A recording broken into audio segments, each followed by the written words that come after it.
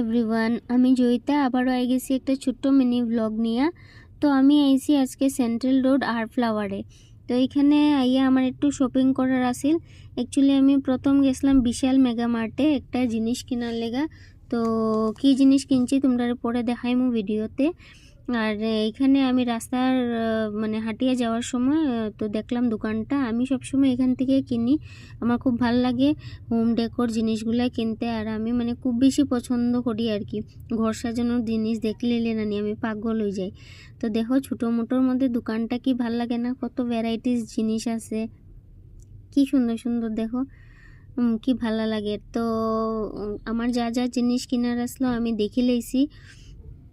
আমার ঘরের ওই ফ্লাওয়ার ভাস দুইটা হাত থেকে পড়িয়ে ভাঙিয়ে গেছিলো, তো ওই উদ্দেশ্যে আর কি দোকানটার মধ্যে আইয়া ঢুকছি।